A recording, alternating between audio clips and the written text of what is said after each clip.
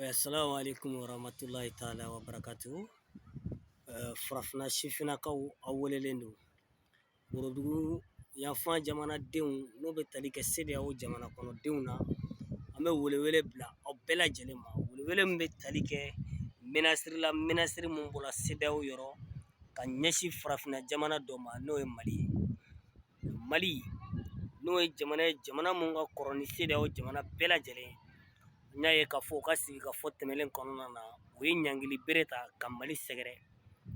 Ka kuma fɔcogo la ko le 1er janvier 2023 ko ɲangili bere bɛ bin Mali kan, ko sabula le contentieux judiciaire entre le Mali et la Côte d'Ivoire. Ko baara mun bɛ Mali ni Côte d'Ivoire cɛ n'u bɛ tali kɛ 49 soldats ko la, ko olu ka faamu n'olu ka jateminɛ kɔnɔna na, a bɛ kɛ de ni ɲangili bere ye, o de olu ka solution ye. Et cette solution n'est pas acceptée pour nous, la jeunesse africaine. Et nous, la jeunesse panafricaine, nous demandons aux jeunes africains, les compatriotes africains de l'Afrique de l'Ouest, de se mobiliser et de dire non, nous ne voulons plus de guerre en Afrique. Nous ne voulons plus de massacres de notre génération et nous condamnons avec la dernière rigueur ce que les dirigeants de la CEDEAO veulent faire au Mali. Que le souhait de la France ne soit pas réalisé, que personne ne tente de réaliser le souhait de la France.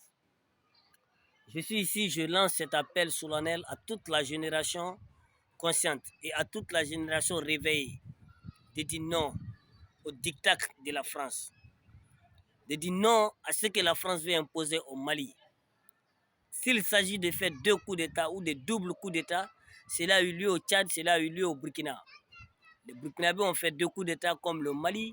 Le Tchad en a prononcé sa transition de 18 mois à 2 ans de plus, ce qui veut dire 4 ans pour le Mali et pour le Tchad. Donc, ce qui n'est pas niveau ne doit pas être sanctionné, car parce que les autres n'ont pas été sanctionnés.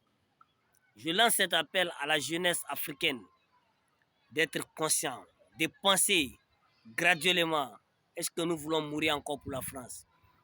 Après que nos ancêtres ont été massacrés par la même France, soit disant des tirailleurs, soit disant des enfants de l'Afrique, ont été amenés faire la Première Guerre mondiale et la Deuxième Guerre mondiale.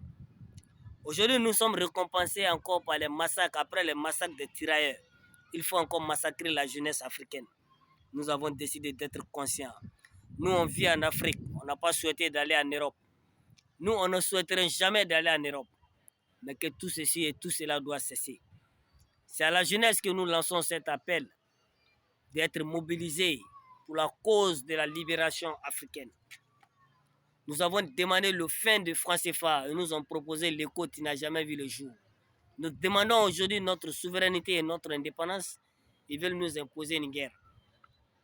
Une guerre louche, une guerre qui ne dit pas tous ses noms. Car ce pays a demandé d'aller tout simplement à la justice avec ce problème.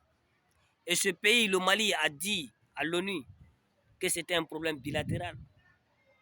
Ça n'engage pas les Nations Unies. Ça n'engage pas la CEDEAO. Car les dites militaires arrêtés au Mali ne sont pas de la CEDEAO, ne sont pas des militaires de la CEDEAO. Ils ne font pas partie de l'ECOMOC de la CEDEAO. C'est un pays voisin du Mali qui a envoyé ses soldats au Mali et ils ont été arrêtés par les autorités maliennes. Que cela soit traité par la justice de ces 2 pays. Non pas de menacer, non. Les menaces n'ont jamais rien résolu. Personne ne va influencer la jeunesse africaine aujourd'hui avec quelles que soient les modalités, quel que soit l'environnement. Nous refusons la guerre. Car nous connaissons la guerre. Nous avons vu la guerre en Afrique. Depuis des décennies et des décennies, le sang de la jeunesse africaine continue de couler. Ces pauvres martyrs n'ont pas demandé ça. Nous ne demandons pas ça. Nous ne demandons pas de continuer d'être tués. Non. Après la Libye, après la Somalie, non. Après Biafra, non. Après 12 ans de terrorisme au Mali, nous disons non. Trop, c'est trop. Après le massacre des Burkinabés, après le massacre au Tchad, au Niger, nous disons non au Mali.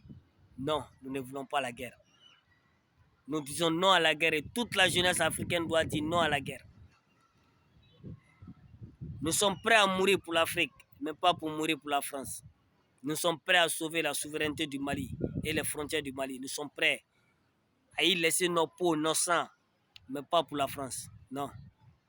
On ne doit pas accepter de mourir pour la France. On ne doit pas accepter. Je vous remercie. Je tenais à dire ça à mes compatriotes que personne n'accepte de mourir pour la France. Personne.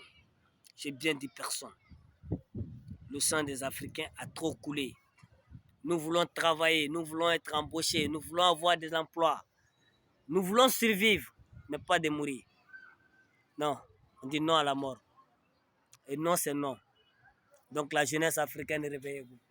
Que personne ne se laisse manipuler par ces dirigeants-là. Personne.